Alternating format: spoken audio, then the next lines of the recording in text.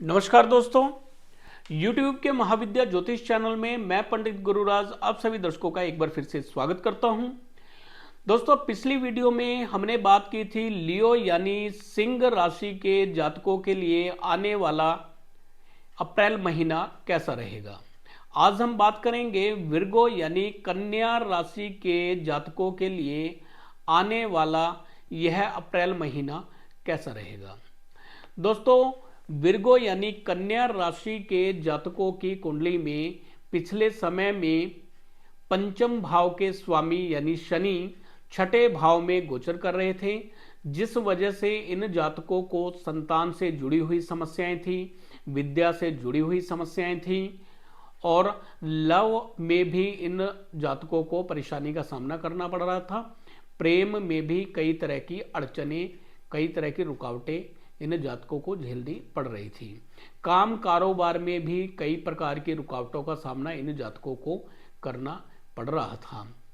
अब 29 मार्च से शनि छठे भाव से सातवें भाव में गोचर करेंगे।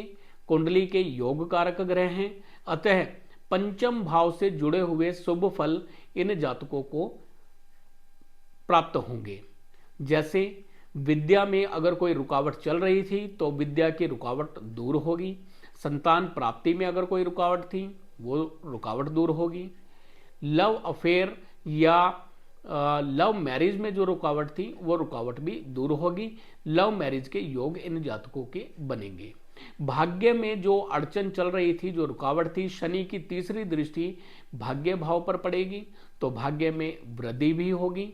सातवीं दृष्टि लगन भाव में पड़ेगी, जिससे सेहत भी इनकी उत्तम होगी।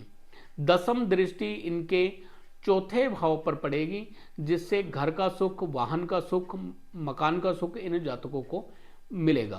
प्रॉपर्टी से जुड़े हुए लाभ ये जातक हासिल कर सकते हैं।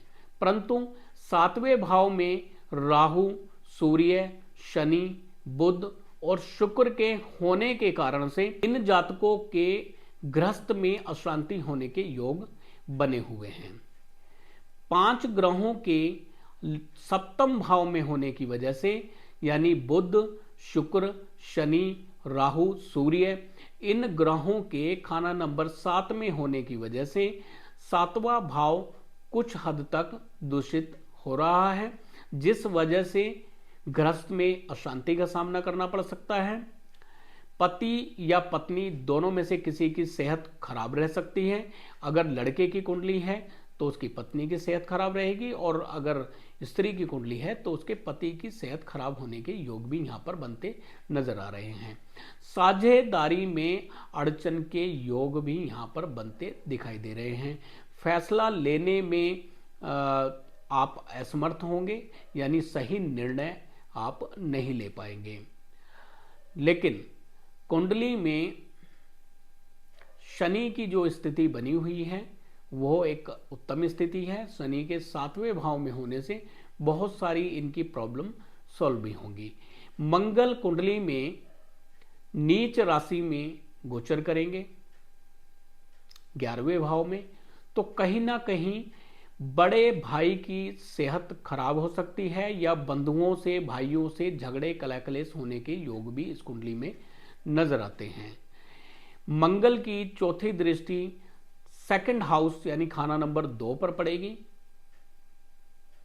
और खाना नंबर 2 पर मंगल की नीच दृष्टि होने की वजह से परिवार में वैमनस्य हो सकता है, और धन के भी उतार चढ़ाव इन जातकों को झेलने पड़ सकते हैं। लेकिन जैसे जैसे शनि की डिग्री बढ़ती जाएगी, कई प्रकार की प्रॉब्लमें जो इनके जीवन में चल रही थी, काम कारोबार के को लेकर जो दिक्कतें आ रही थी, वो दिक्कतें भी इनकी दूर होंगी। इन जातकों को क्या नहीं करना चाहिए? बेकार के पारिवारिक झगड़ों में नहीं पड़ना चाहिए। साझेदारी अगर कर रहे हैं तो थोड़ा ध्यान से करें, साझेदारी ना ही करें तो उत्तम रहेगा। पार्टनरशिप के कार्य ना करें।